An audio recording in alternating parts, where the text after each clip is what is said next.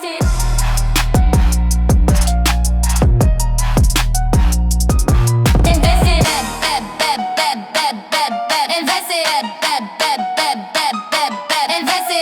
to another episode of Invested, where we discuss the ever-evolving dramatic world of the creator economy and our current $17 million regulation aid crowdfund on Start Engine for Fanbase. I'm your host, Isaac Hayes III, and to my far right is Noah Washington at Comms and Partnerships at Fanbase. And back for week 2 is Tamisha Harris, TV producer extraordinaire, phenomenal woman. We had to bring you back because the reception was so good, you had to come back.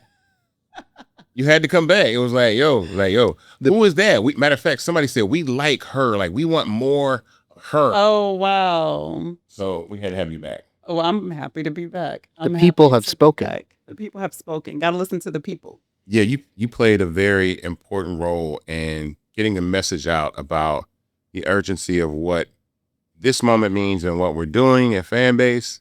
I think it is extremely important that we talk about currently what we're doing is we're having a $17 million regulation aid crowdfund on Start Engine. That means anybody watching right now can have equity in Fanbase and own part of the company. What's important about this is social media platforms need to be owned by the creators that use them.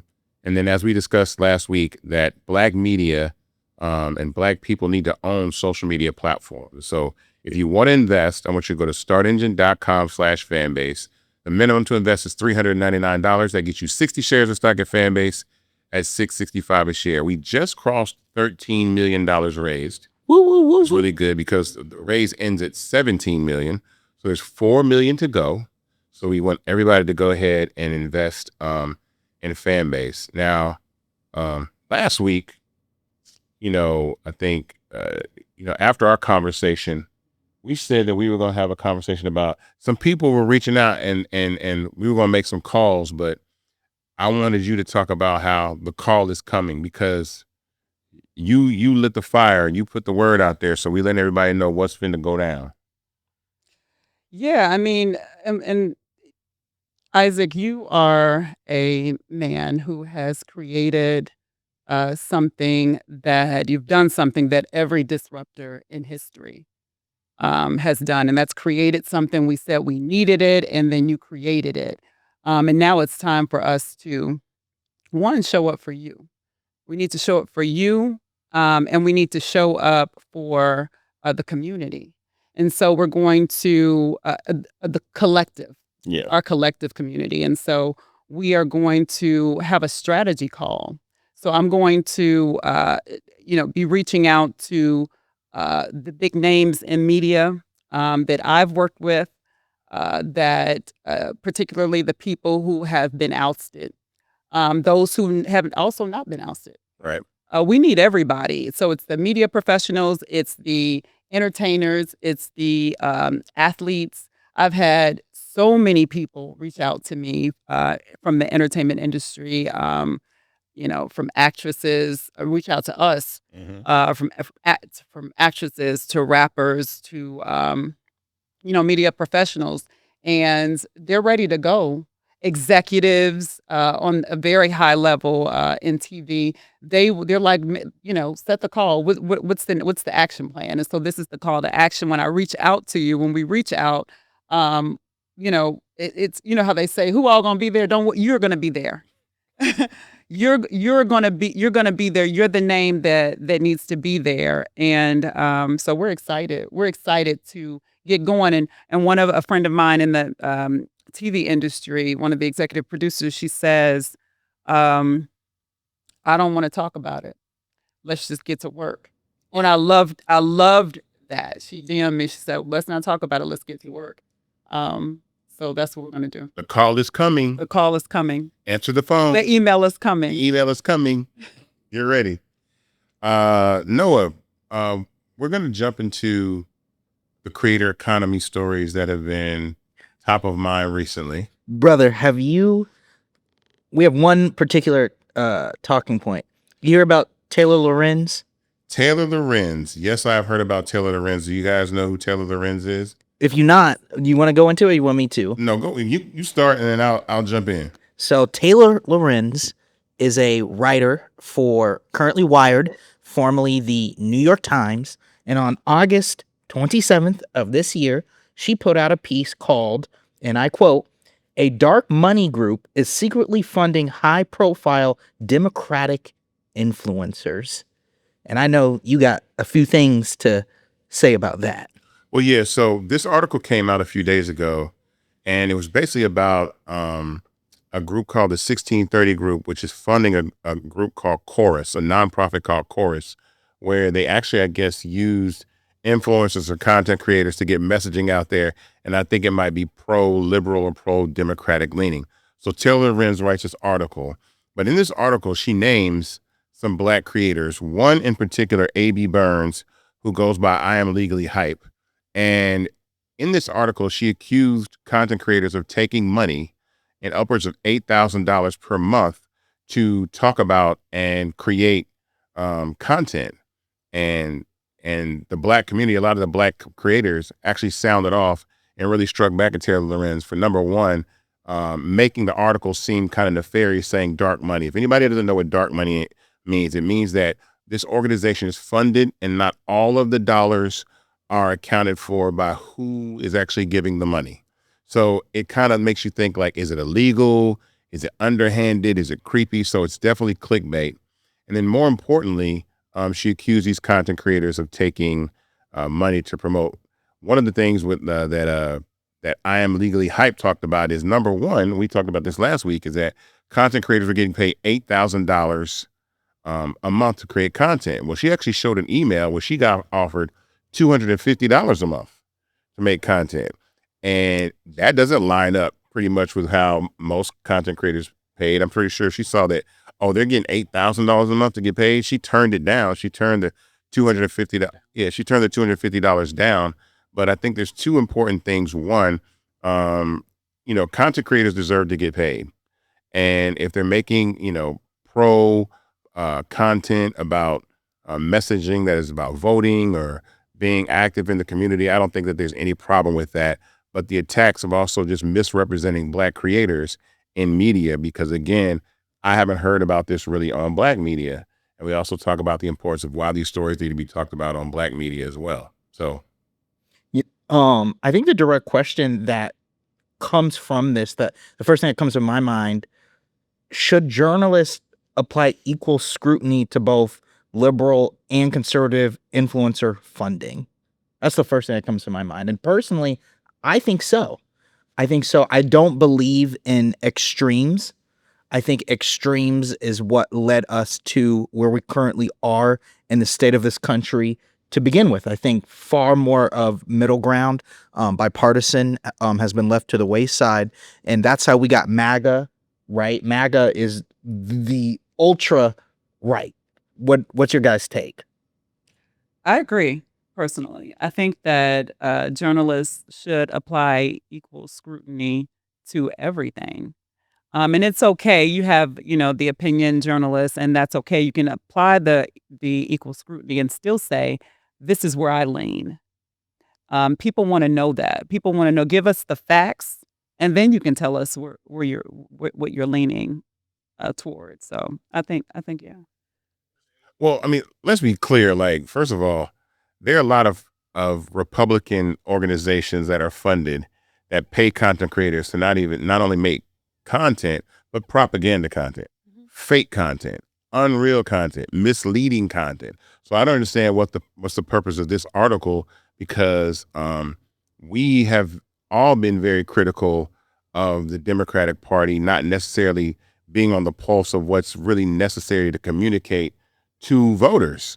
I mean, again, all the apps are owned by conservatives. If you think about, X and True Social, and then Zuckerberg's alliance with the Trump administration, and that's Instagram and Facebook, and then TikTok being, under the whim of whether or not Trump is going to extend their ban.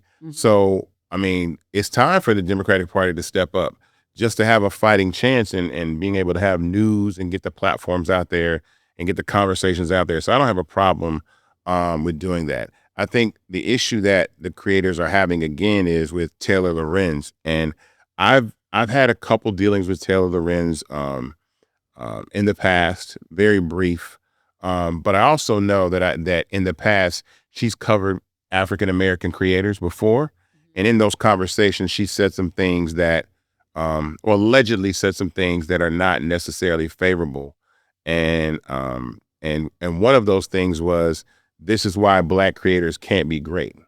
And she said that to a young lady that is in the PR industry that we know, at the time when she was at the New York Times writing an article.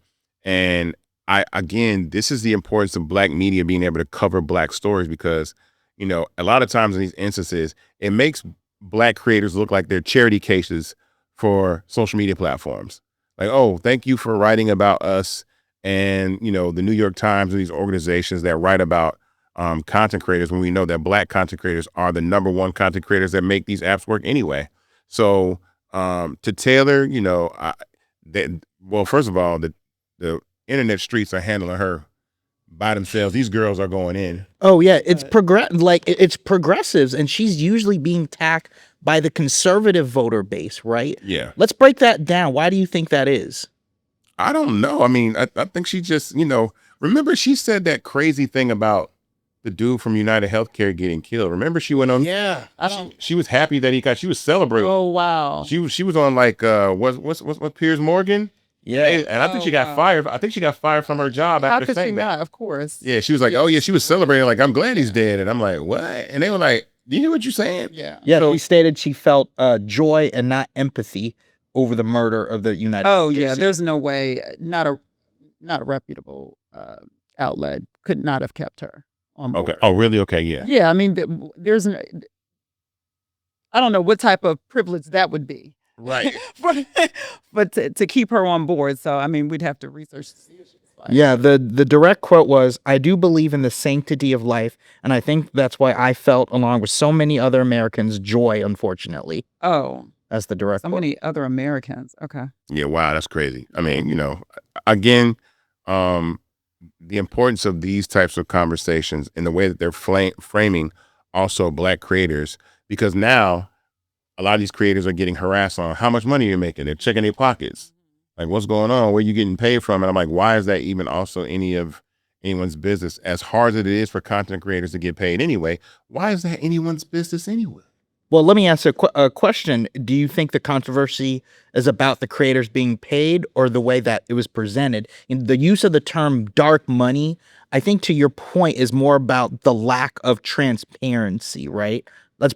Can you guys break that down? Yeah, I mean, I think that for me, I would want to know, depending on what you are trying to influence me to do, I want to know who has stake in this. Where is this coming from? Why do you have interest in this? Why are you who is paying you? And is this what you truly believe?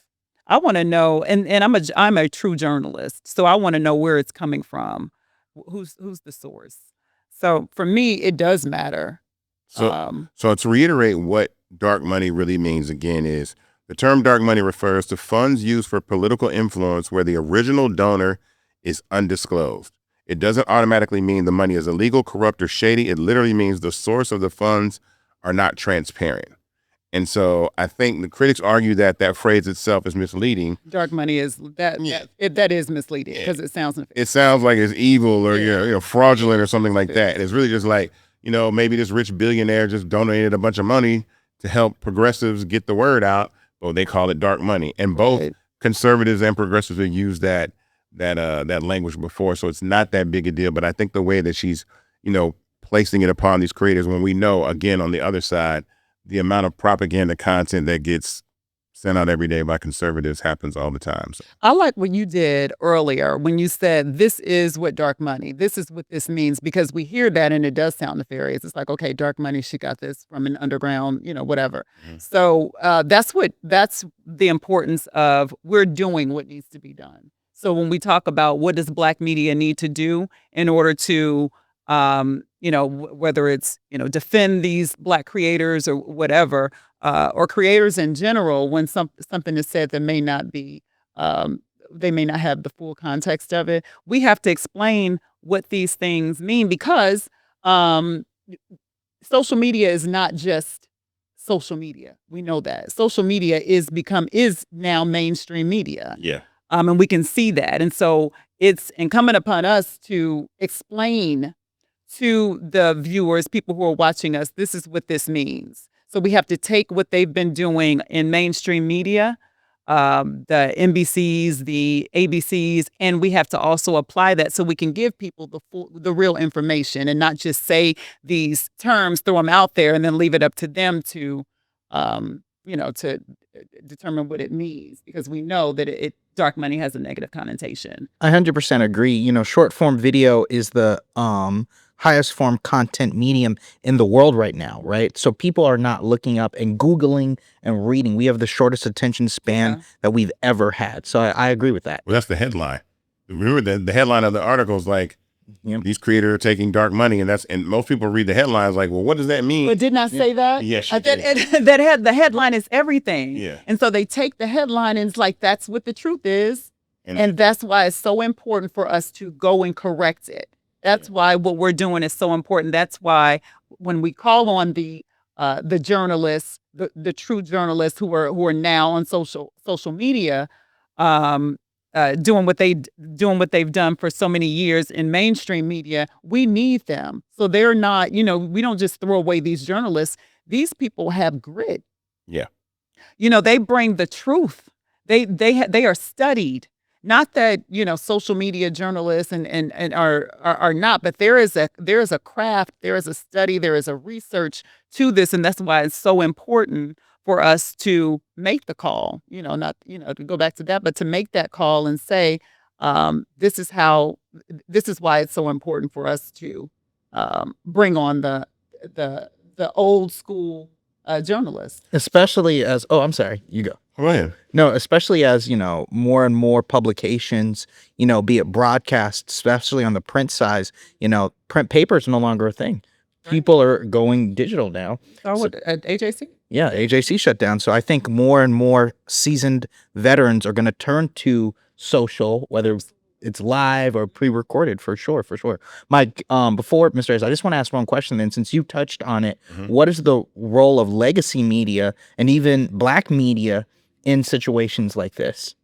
Legacy meaning nonlinear, meaning the Well, I'll add to it. What is the role of Black media protecting creators in times like this when they're being defamed or put out there by articles that are not written by Black people that make them seem like they're being underhanded, or really, because it can cause harm to their reputation and their career? For sure. So now we have to define Black media. Well, are we talking about Black journalists? Are we talking about Black journalists who are on mainstream platforms, or what is Black media? I see, and we went into this last week, right? I see Black media as Black owned and operated, right? Mr. Hayes spoke about, if we do not have the ability to get on a platform and talk about whatever we need to talk about, then we're not truly Black owned, right? That's what I love about it. That's what I love so much about the call to fan base, is because we can have that conversation and we can really break it down. Because I remember a long time ago, there was a specific network everybody would go to learn the true story. Let me go, as soon as something big, breaking news happens, we'd go to a specific network because we know, okay, they're going to have the big pictures, they're going to have the big story, and we're going to know exactly what happened. That's the role of Black media. Right. So when these stories are being told, it's important for us to be engaged. And just as you did, you went to the story and you broke it down. You broke it down beautifully. Yeah. That's our role right here on social media. We are the new media. So when people say, oh, well, this is just for posting content, and no, the business gets done, deals get done, news gets broke, on social media. So yeah, it's just a serious business. So you would say it's incumbent on every, be it Black media company, be it broadcast, print, whatever, to get on social, to get on fan base, to spread the words and tell the stories. Yeah, if you got a story, of course.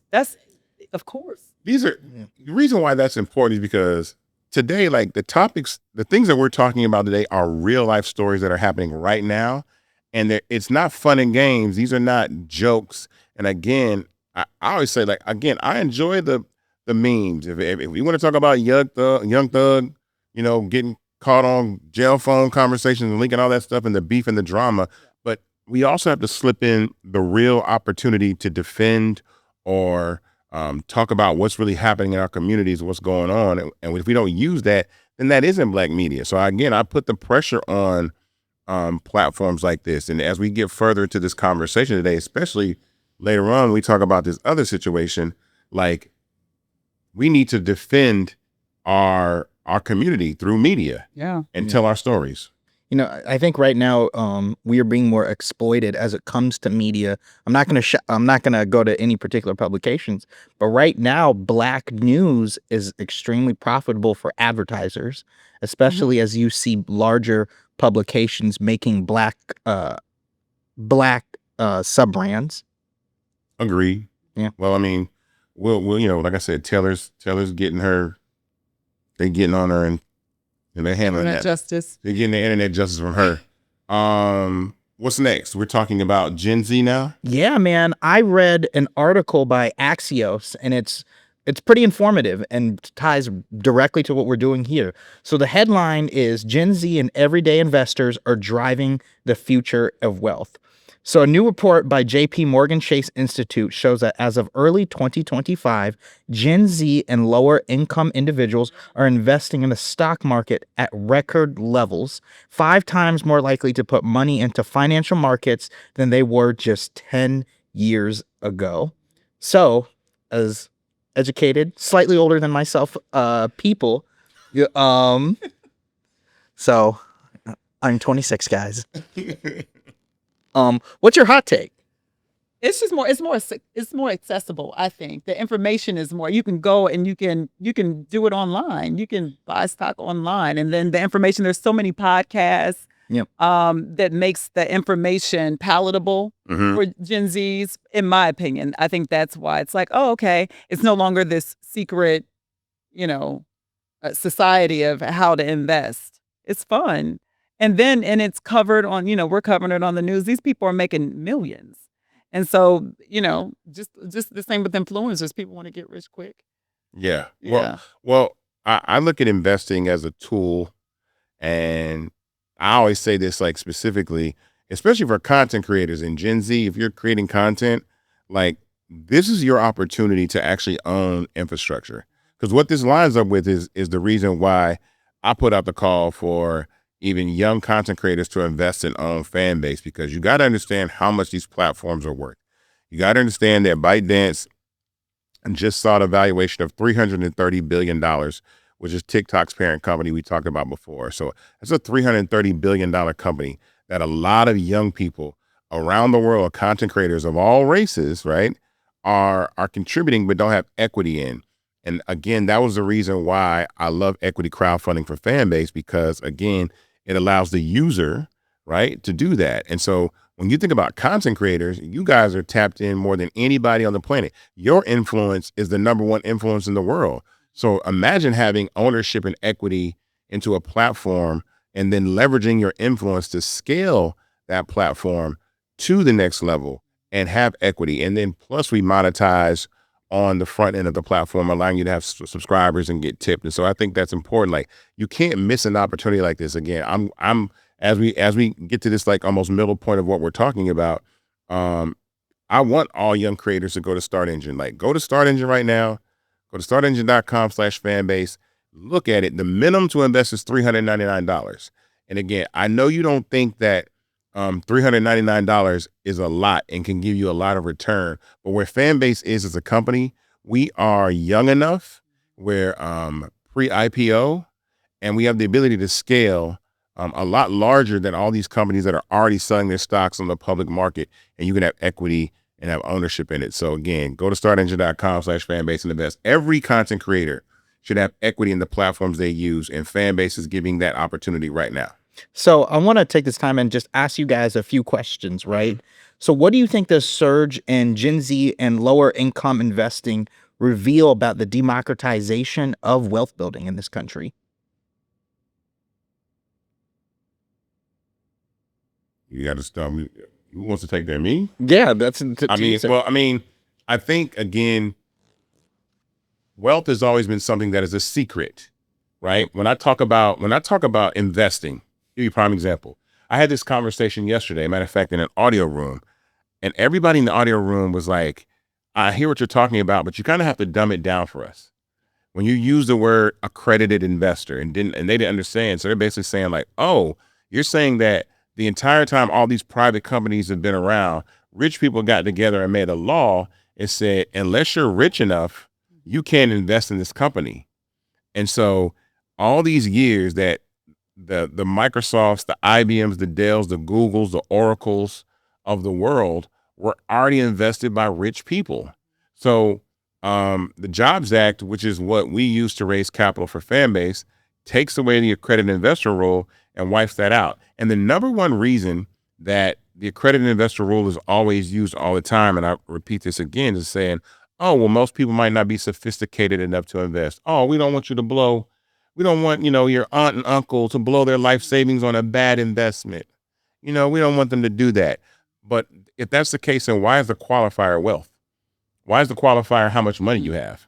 Just because you have money doesn't make you smart. Just because you have $1 million of a net worth minus your house doesn't make you smart. Just because you make $200,000 a year for 2 consecutive years, which is what qualifies you to be an accredited investor, doesn't make you smart. In fact, it's okay that your aunt and uncle or you can go to Vegas and throw your money on the crap table or play blackjack or poker, or you can go try to win the lottery today.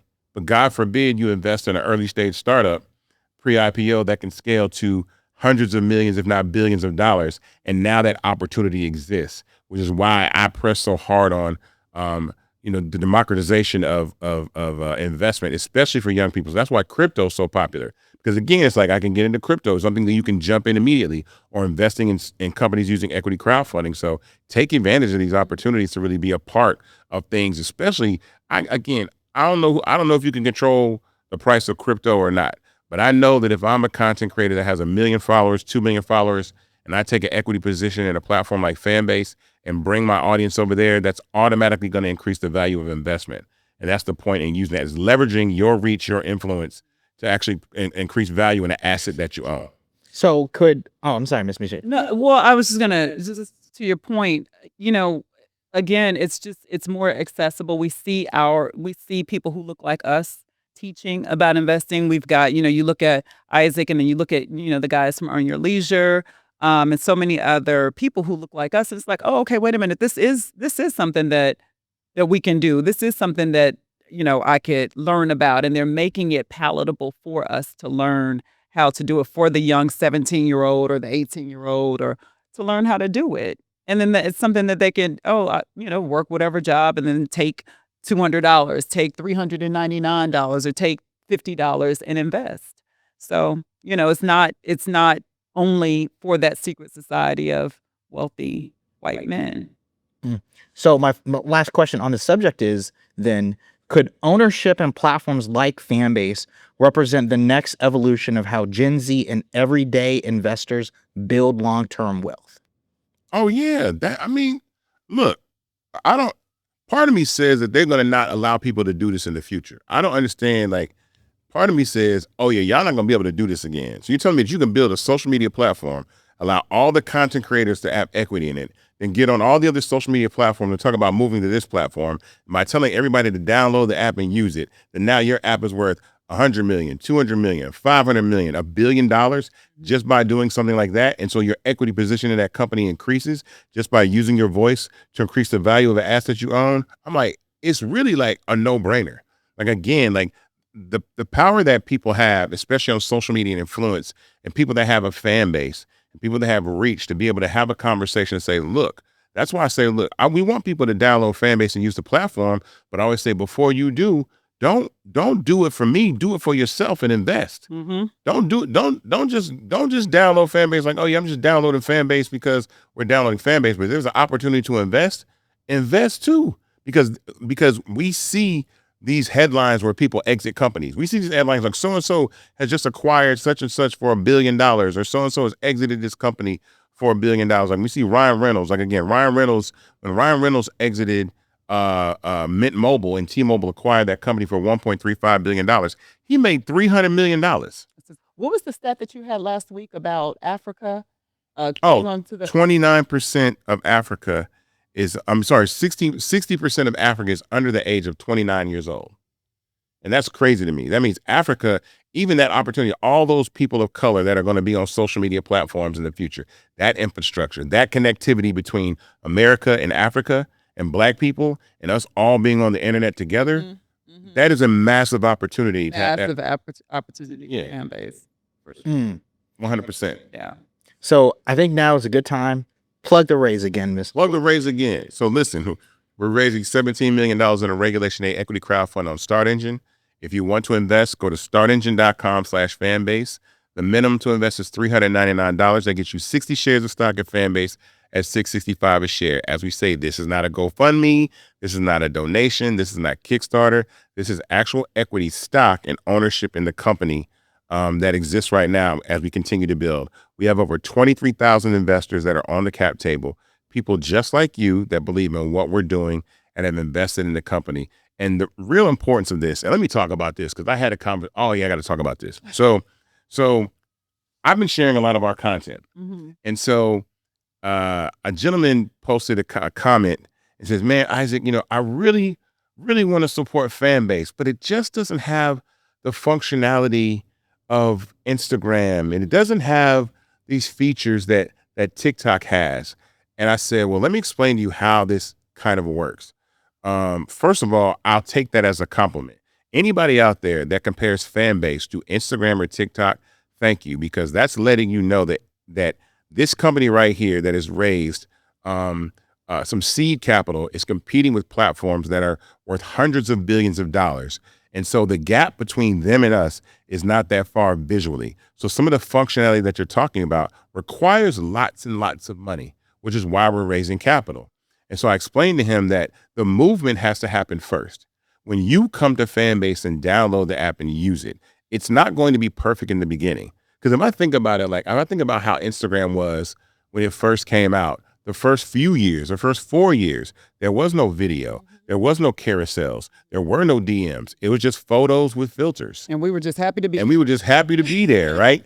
And so, again, it is not anybody's fault that I decided to build a social media platform, but there was an intention behind building this platform because the effect that Black culture has on social media platforms leaves us out of the conversation of wealth and equity. So to be able to do that, we need to raise the capital to scale the platform. So I responded to the person that said, the migration has to happen first. And then everything that you're talking about can be built. Because if you think that, if you're comparing us right now, like to platforms that have raised hundreds of millions of dollars, if not billions of dollars, then what happens when we get a fraction of that? When we raise 100 million, 200, 300 million dollars, I promise you that is exactly why I love what we're doing, because we're innovative. We have the ideas, we have the culture, we have everything, and we just sit back and let other people use us as a focus group and then take our ideas and then want to be included in something and then get mad when we don't. And so this is the moment in history, right, that we take control of social media and technology by equity, right, and influence, and run it up ourselves to hundreds of billions of dollars. That is the goal.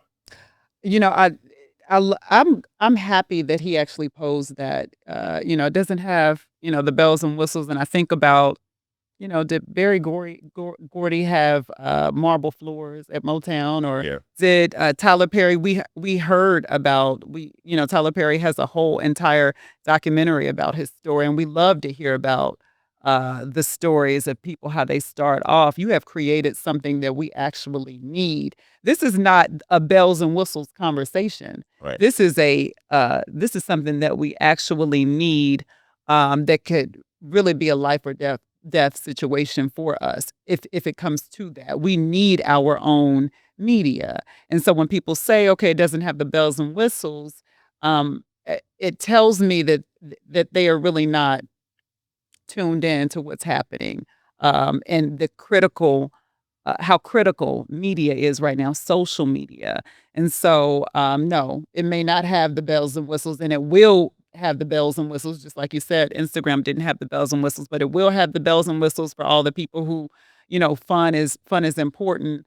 And it is, fun is important, but uh, right now we have to think about what we need for our daily lives, and social media is a part of our daily lives, and we have to get the information out, and we have to get the stories right, and we can do that on our platform without being censored. Um, one person said, I read one comment where the person said something about, oh, was that your talking point? You're using race to get people to come on to fan base, and it makes me think, are you living in the same America that we're living in? It's not about us using race to come on to get people to come to fan base. I don't work for fan base. I'm a news producer. I own a production company. What I understand is how stories are told in mainstream media. I understand what's happening to mainstream media. I understand the importance of social media right now, and that's why I'm here. And so that's why when you call me, I'm like, okay, I'm there. Yeah. Not because, I'm a fan base fanatic. No, I'm not. But I am very serious about our stories. I am very serious about the accuracy of our stories. I am very serious about when there is a story in the news that needs to be told, and it's coming through my email, and I say, Kim, we need to put this on air, and it's not a priority, and it doesn't get put on air when I know it's going to impact Black girls and Black boys. That is disturbing to me.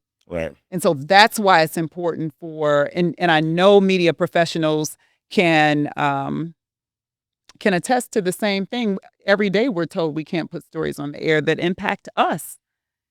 And so that's why it's important. Bells and whistles, that's great. But for you to know what's happening in your community, for you to know that there are, where the sundown towns are, is that what they're called? Sundown? Yeah. Where they are if you're traveling, for you to know what's going on that could impact your money, that could impact your family, that could impact your job. We have a unique set of challenges. Yeah. Just like immigrants right now have a unique set of challenges that they have to get information out to their people. We do too. So I think rolling into this conversation is good to go into this next subject. I don't know if you want to. Bree, I hope I'm pronouncing her last name right. Rami. Bree Romy. Romy, thank you. Yeah. Bree Romy.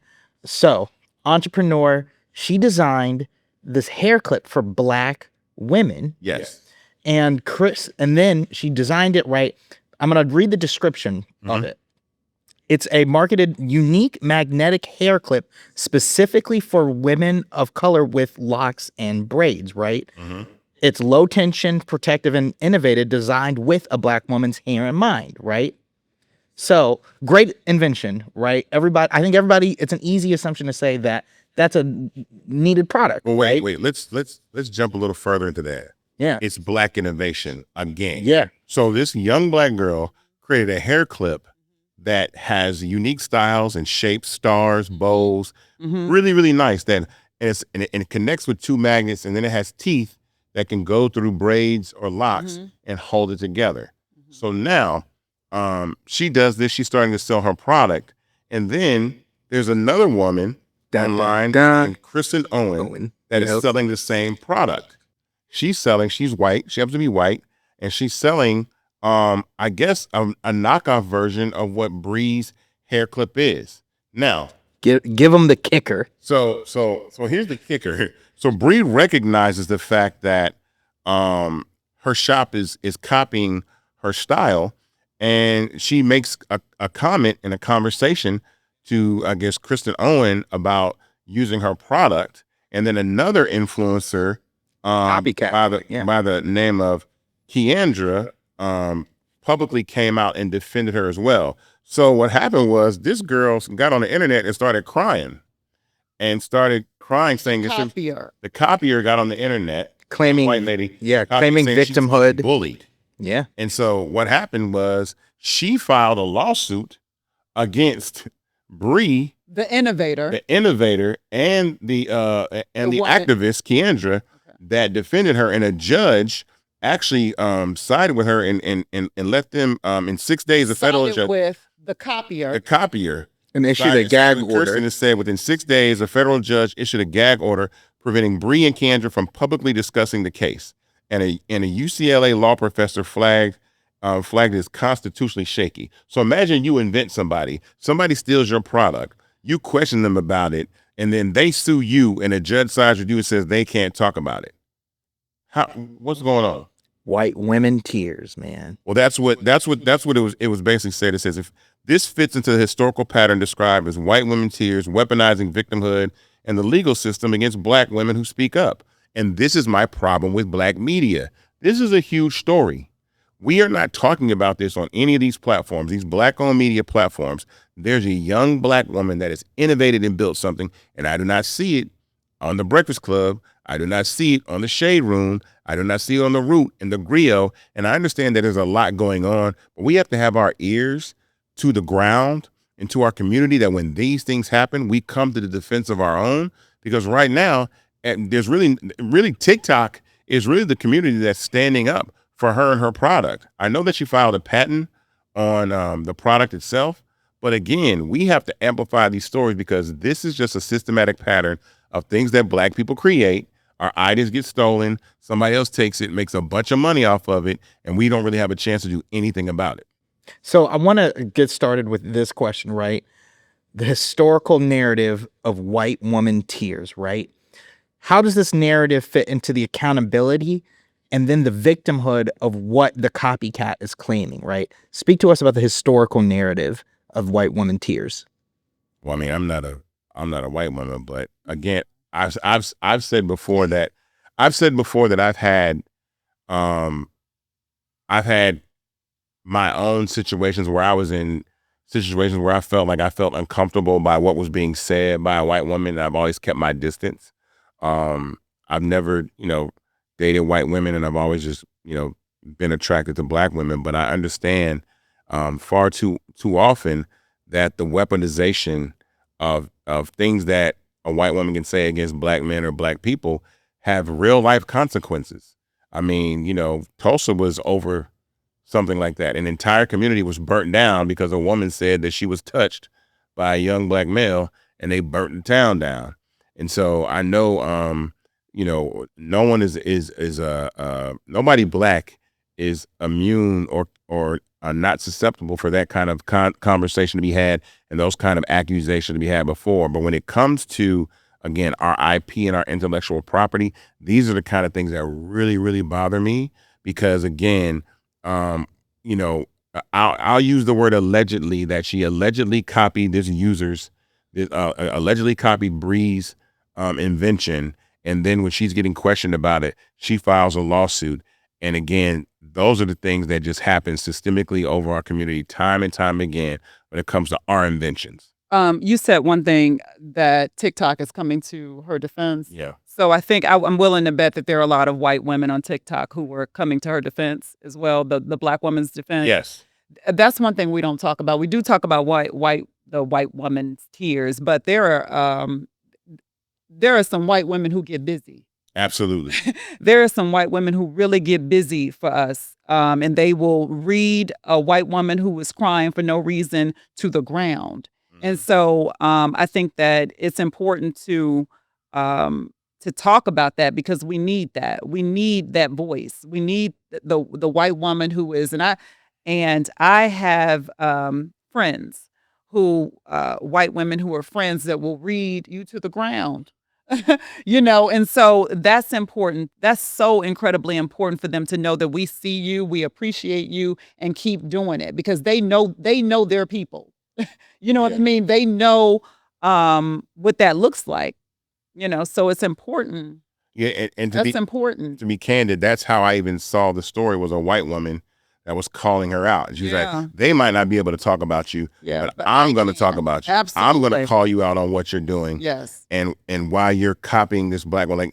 And not only allegedly did she copy the actual product, but even the way that Bree marketed her her product online. So even the marketing strategy that she was using to market the product. So for those out there that want to actually check out Bree's content too, you can go to breeromi.com. That's BREROMI.com. And these hair clips, they're so amazing. They're cute. They're stars and they're bows, and it's like is Black girl magic in action.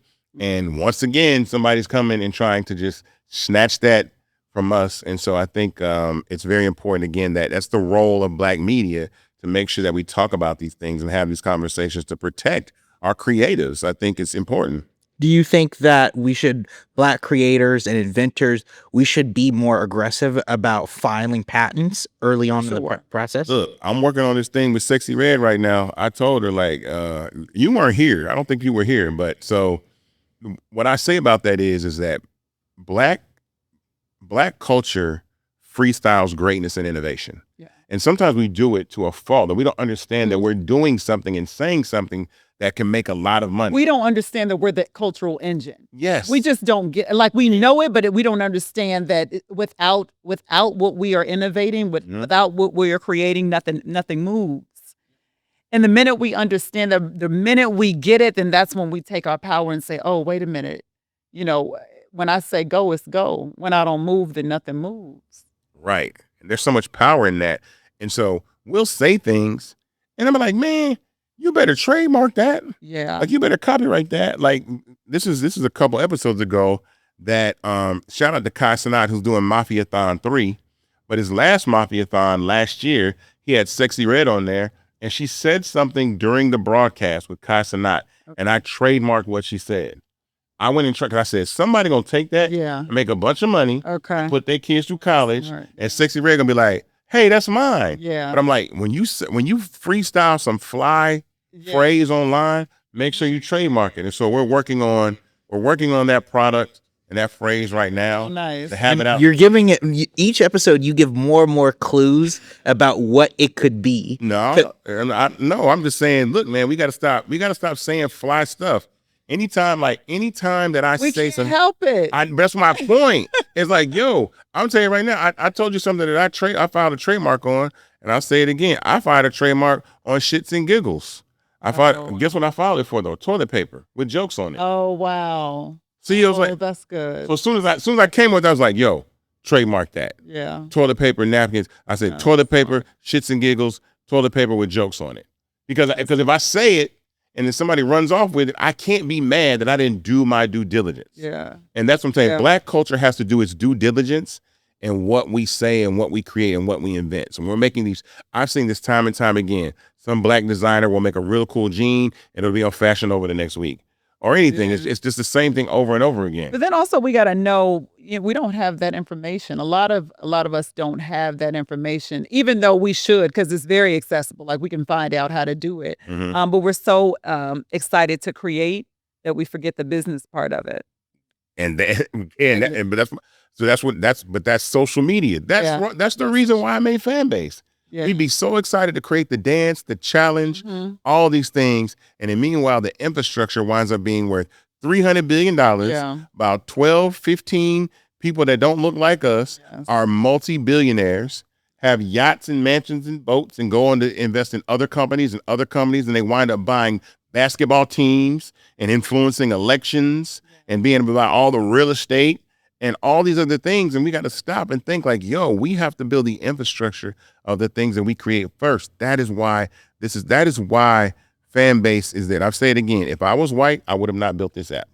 I would have not built this app if I was a white guy, because there would be no need for another white person to build another social media platform that leverages Black culture that doesn't give them anything.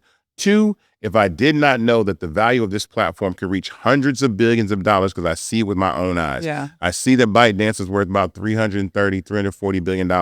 Instagram separated away from Meta's a $300 billion company. Meta's a $1.9 trillion company. And someone Black needs to own an infrastructure that leverages our culture, that leverages our culture to that type of valuation and that type of wealth. Yeah. I think the theme of this episode is the role Black media plays in defending, right? Mm-hmm. What is the larger conversation about how Black media defends us in legal battles and in public battles? Um, I mean, when you think about Black media, defending us, that comes, Al Sharpton is a part of Black media. What's his name? Ben Crump, defending us. We need those. We need more. We need more defenders. We need more people that who are coming out um, to say our name, coming out to defend. We need more, and it needs to be authentic.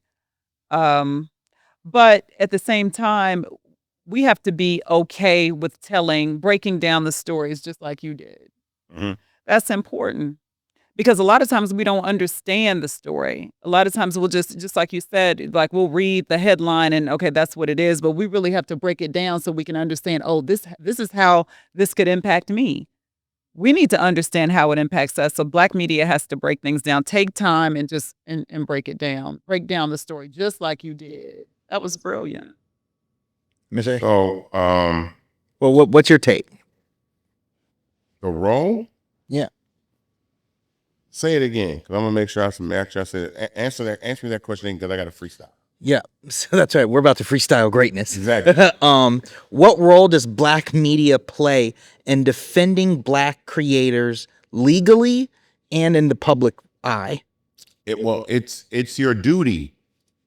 It's your duty to do so, which is why I'm on this mission to say that individual success is great, but sometimes there's real opportunities to tell stories, and everybody can't pay, $5,000 for you to post it on your website. You understand what I'm saying? Sometimes the news has to be told to be told. Imagine that. Like, Right. that's the thing about journalism. And I understand we always got listen, I understand you built your business. You got your following up on Instagram. Your following is large. But I've had to call and really yell at a few people in moments of times where I'm like, so check this out. This is what makes me mad. I'm like, all right, this is what makes me mad. Same again. So something goes viral. A conversation happens about an app. Again, something like Red Note or Lemonade is going viral on social media, or people are talking about it. And those same sites will talk about those platforms for free. Blue Sky gets all the press for free. Lemonade gets all the press for free. Yeah. Right? Red Note gets all the press for free. Spill, nobody talks about it. Fanbase, nobody talks about it. Spoutable, nobody talks about it. In Black media wants you to pay them $5,000, $10,000 to talk about the same app that someone else is really trying to copy your stuff and make you pay for it. And sometimes journalists just got to be journalists. You just got to tell the story. Tell the story. Because everybody ain't got the money just to spend $5,000 every time for you to talk about something, especially as important as building infrastructure that we own. And so a lot of times there's stories that need to be told. So again, if Bree Romy wants to get her story out, she might not have $5,000 to give one of these blogs. And that speaks to their credibility too. Like, tell a story just to tell the story because it's an important story to tell. It's because it's what the public needs to know. Otherwise, if everything is pay to play, then nobody is going to trust you. Nobody is going to trust. If once we find out, oh, this is pay to play. Okay, well, this is a game, and who knows what the most important stories are and what are not important stories, because we know that they've been, they were paid to tell the story. No, just tell the story that needs to be told. Say it again. Tell the story that needs to be told. I want to follow up with that. Yeah. You as a producer, how would you break down a newsroom so that it is more comfortable to tell those Black stories for other reporters who may not be of color? Yeah, I love that. Let me tell you something. I was talking to one of my reporters, and I asked him. I emailed him, and he's a Black man. But I asked him. I said, and I can't remember. It was a police brutality story, and the question was whether we show the actual beating on air. And I was of the mind that, let's not show it on air. And the reason why I didn't want to show it on air is because I didn't want it to become entertainment, this Black man being beaten. And it was during his hit. And I asked him, and then he had told, he said he wanted to show it. So I asked him, I said, Why? Why do you think it was important to show that? And he explained why. He gave his side, and I understood it. It's the same thing. And then I showed once I heard his side of the story, I said, okay, well, we'll show it on air. Um, it's the same thing with a person who is not black, a person who is not of color. It's just having an open conversation. It's saying this is why this is important. And people get it. It's just having an open conversation, asking the uncomfortable questions about race, about perspectives, about that kind of thing. Just ask. Once you open it up and say that, and it shows that you're safe to ask a question that these people, some people do not know. They really don't know. They're not. You're not them. They're not you. They haven't lived your life. You haven't lived their life. So just ask the question, why is this important? How did this harm you? How does this impact your community? Just ask. And then people are more than willing, particularly in the newsroom, to listen.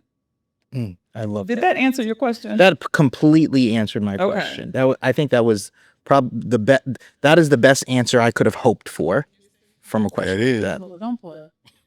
No, you know.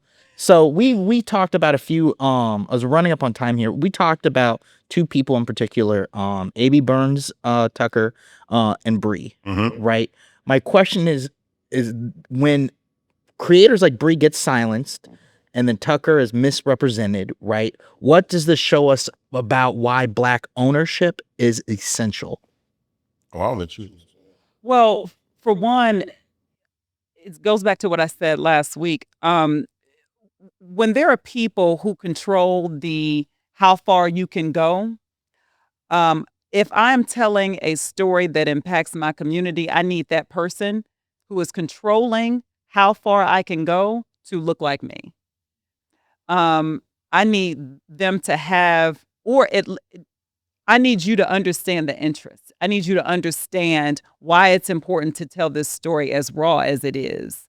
So that's why Black media is important, so that we can tell the stories without strings attached, without an agenda that does not help us, without an agenda that may silence. It may not necessarily be set to silence us, but it silences us. And so that's what ends up happening a lot of times. A lot of times we are impacted more than anyone else, even if it's not, even if it's not supposed to be us, even if it's not, okay, this is not centered on you, it impacts us anyway, more than it impacts anyone else. Does that make sense?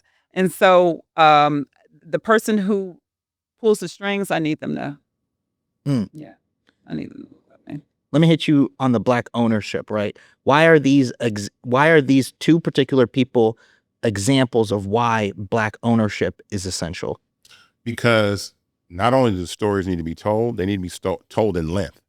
So a lot of times it'll be a conversation that somebody says, oh, so-and-so just had a bad, whatever the story is, and they get like 2 minutes on air. And there's like, time to go to commercial. I'm like, I didn't even get to talk about what I need to talk about. Yeah. That is why I say that Black media, if you can't say what you want, when you want, how often you want, the way you want, you're not media, right? You got some handcuffs on you. And in the Black community, we need to be able to have those conversations and have large, long conversations about those types of subjects. So if it is Bree, if it is what's the name with Taylor Lorenz, like, we need to be able to talk about those things in depth. It doesn't need to be a 30-second piece. It needs to be a 10-minute conversation, a 30-minute conversation, an hour-long conversation, or an ever-going conversation, a conversation that never stops, right? And so we have to support Black news in those types of ways. And again, when I think of fan base, I think of fan base as infrastructure that allows us to disseminate content. Be very, very clear. The distribution of content and information is going to go through social networks. It's happening right now. Most of you probably get your news through one of a few different sites, whether it's Threads, Twitter, Facebook, Instagram, TikTok, right? You're getting your news there instantaneously. That is the future of how all content is going to be distributed. Now, think about who owns those platforms, who's supporting those platforms, who's funding those platforms, what is the agenda of the people that have anything to do with those platforms. And if you can't say that for 100% certainty they are aligned with Black culture and Black people, then that automatically lets you know that we need our own platforms. It lets you know that we need our own. We need a fan base, right? We need a fan base to be able to have fun, but we also need a fan base to be able to share our information and have our conversations, and that's why it's important. And everybody is welcome, but we just need the top person. Just needs we just need to have the top person. That's one more thing. Everybody. So sometimes it's like I don't understand why, and it's always opposite world. I don't understand why that I said this before, that things that are built by white people or Asian people are automatically perceived to be for everybody. Yeah. And for some reason, if somebody Black builds something, it's like it's only just for us. And only Black people can work there. And only Black people can work there. Only Black people can use it. Yeah. Only Black people can have it. That's not how you really scale businesses. And I think what's important about that is I built Fanbase to be a global platform. It's okay for someone to own a social media platform that white people use, that Latino people use, that Asian people use, right? That Indian people use, that African people use, but a Black man built the platform. That is the design. It's almost like taking pride in ownership of something Black is almost like a strike against you. And let me tell you something. I've dealt with that in the media before. I've had articles written about me on tech magazines. I've been on Fast Company, right? And the article that was written about me on Fast Company said, Isaac Hayes III builds social media platform for Black creators. There was another platform that was built, and it was built by Asian people, and it just says, this platform's taking on the creator economy. That's a big difference. Imagine they said Isaac Hayes III, or don't even mention me, just say Fanbase is here to take on the creator economy. Absolutely. When people read that headline, they automatically say, oh, okay, it's for all of us. But when they see Isaac's here to build a platform for Black creators, everybody else in the world just goes and says, oh, well, that's not for me. And that's done on purpose. Those headlines are written that way to make sure that people don't see Fanbase as something for everybody and just for Black people. And the platform is not. It is Black founded and Black owned, but not Black only. And that is the biggest part to take away from this. And we got to stand on business about that. That things that things that are built by Black people can be for every single person on the planet. And just because the mention of race and ownership comes along is not race baiting. It's not trying to be isolationist. It's not trying to be segregationist. It's trying to be inclusive, but representative of what's necessary in our equal and actually expected and entitled ownership of infrastructures that we help build. Has to be. Good. Well, Good. You know what I'm going to say? We're at the top of the hour, sir. Yes, sir. One more time.